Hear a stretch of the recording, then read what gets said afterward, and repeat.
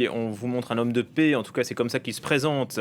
Léon XIV vient d'arriver il y a quelques secondes au Cameroun. Le pape donc foule la terre du Cameroun avant Jean-Paul II, avant lui et Léon XVI. Léon XIV était hier en Algérie.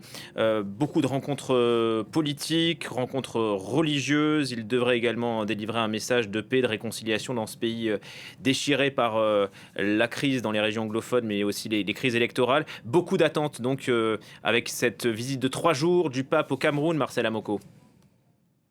Oui, effectivement, le pape Léon XIV qui vient juste de descendre de l'avion. Nous sommes donc ici à l'aéroport international de Simalène. Le pape qui, juste après son arrivée, devrait immédiatement se rendre au palais de l'Unité où il doit s'entretenir avec le président Paul Biya. Paul Biya qui reçoit un quatrième pape après une quarantaine d'années au pouvoir, ce que beaucoup considèrent ici comme un succès de la diplomatie camerounaise. Le pape également qui devra ici prôner un message de paix, vous l'avez dit, dans un pays qui sort timidement d'une crise post-électorale, avec des dizaines de personnes qui ont été arrêtées et qui sont toujours jugées actuellement devant le tribunal militaire de Yaoundé. Il devrait aussi évoquer, vous l'avez également souligné, la crise qui déchire les régions anglophones du Cameroun depuis une dizaine d'années, malgré un grand dialogue national qui s'est tenu en 2019. Le pape est d'ailleurs attendu demain à Bamenda, c'est le chef-lieu de cette région anglophone du Nord-Ouest et épicentre de cette crise. Le pape qui devrait y rencontrer les communautés locales. Il va également célébrer une messe pontificale. On s'attend là aussi à ce qu'il prononce des messages de paix et de réconciliation nationale. Je souligne que le pape Léon XIV est le troisième souverain pontife à fouler le sol camerounais après Jean-Paul II, 2 fois, 1985 et 1995, et le pape Benoît XVI qui lui est venu ici au Cameroun en 2009. Jean-Paul Léon XIV qui va donc séjourner pendant 3 jours ici au Cameroun, outre Yaoundé et Bamenda. Il devrait également se rendre à Douala, la capitale économique du pays, véritable poumon économique et véritable ville cosmopolite s'il en est.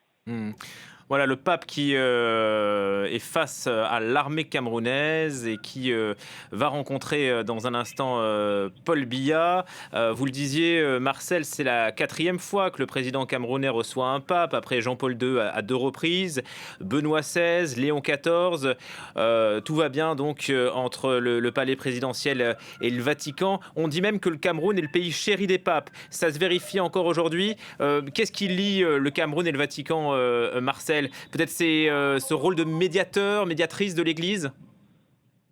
Oui, il faut déjà dire que le Cameroun compte 10 millions environ de catholiques, de chrétiens catholiques sur une population de 30 millions d'habitants, ce qui veut dire que l'Église catholique occupe une place assez importante ici au Cameroun. On la retrouve également dans le domaine de l'éducation et de la santé.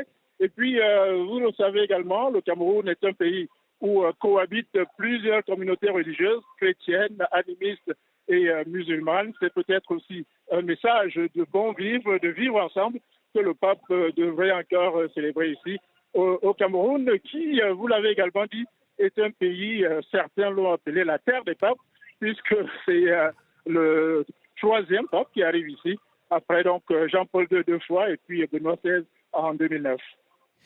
Et qui répond d'ailleurs aux attaques de Donald Trump. Il dit que le monde a besoin d'entendre un message de paix, de coexistence.